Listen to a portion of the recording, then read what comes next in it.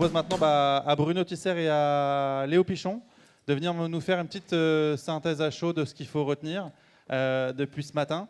Exercice pas simple, mais vous allez vous en sortir comme des rois, je n'en doute pas. Et on vous rend la petite zapette, ou c'est moi qui la garde. Alors, quels seront les enseignements clés qu'on doit retenir? Alors,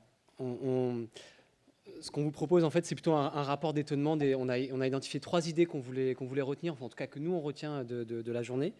La première d'entre elles, moi, c'est un terme que j'ai beaucoup entendu aujourd'hui, c'est le terme autonomie, ou peut-être plutôt le champ lexical de autonomie, indépendance, qui a été évoqué plusieurs fois, et je pense que c'est, à mon avis, intéressant dans ce qui a été évoqué, c'est que les outils no-code permettent de construire des outils au quotidien pour être autonomes, je crois que c'est Alexandre qui disait ça tout à l'heure, des chasseurs qui peuvent construire eux-mêmes leur propre outil pour aller chasser. Ça, je pense que c'est un des éléments, moi, en tout cas, que je retiens. J'ai l'impression que cette autonomie, elle a aussi été discutée un peu avec un revers de la médaille, ou en tout cas un double tranchant à cette autonomie, avec le fait que quand on choisit un opérateur, un prestataire, un outil, on devient aussi finalement un peu dépendant des choix techniques, de la politique tarifaire, de la politique de sécurité que fait ce prestataire-là. Et je pense que ça, donc il y a aussi cet aspect-là à prendre en compte.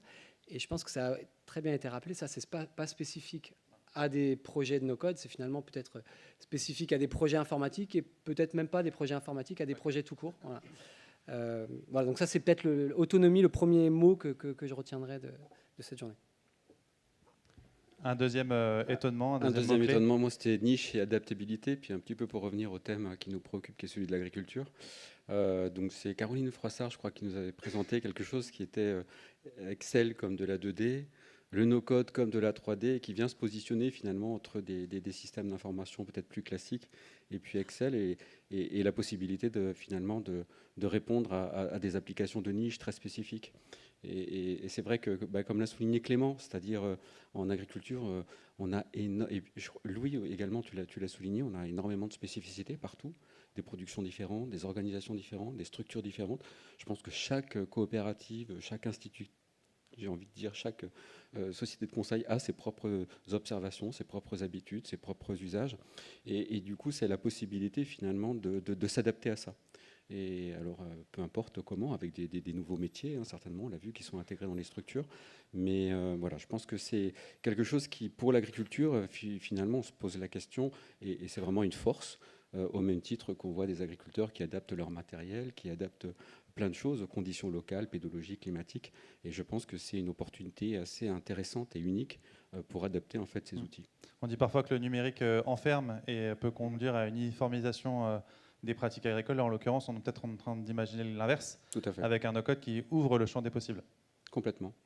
Et multi-utilisateur, on le voit, quelque chose de très intégratif finalement. Un troisième mot-clé?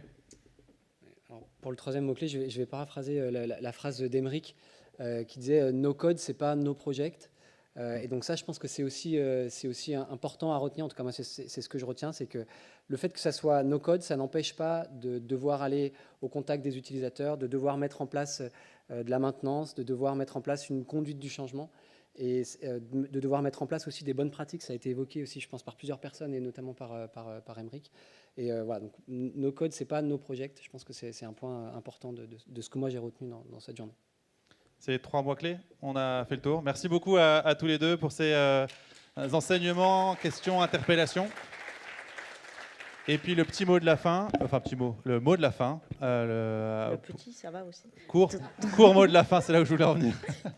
C'est pour Sarah, pour les quelques actualités de la chaire. Voilà, c'est ça. Donc Bruno, tu voulais ajouter quelque... Ah, merci. Non, c'est très rapidement, juste pour faire un peu de l'auto-promo, de la pub pour nos formations. Donc là, aujourd'hui, vous aviez des étudiants agrotiques avec vous. Ceux de l'année prochaine sont pas encore... Mais si, il y en a certains qui seront là avec nous l'année prochaine. Cherchent des fois des alternances, des stages. Donc n'hésitez pas, si vous voyez une opportunité, à nous contacter. On peut vous aider à spécifier des projets, à vous dire si ça correspond ou pas à la formation qu'on leur donne. Les offres de formation continue, on en a parlé tout à l'heure avec Simon. On a aussi Agrotic Service, qui est une entité qui permet d'accompagner les entreprises dans leurs différentes problématiques liées au numérique autour de l'agriculture.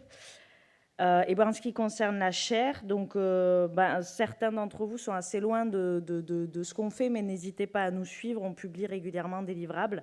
Le prochain, ce sera un livre blanc autour de la classification des outils numériques en collaboration avec Aspexit et Alexandre qui sont intervenus tout à l'heure. On publie aussi régulièrement des infographies, des dossiers sur l'adoption du numérique en agriculture et des bulletins de veille.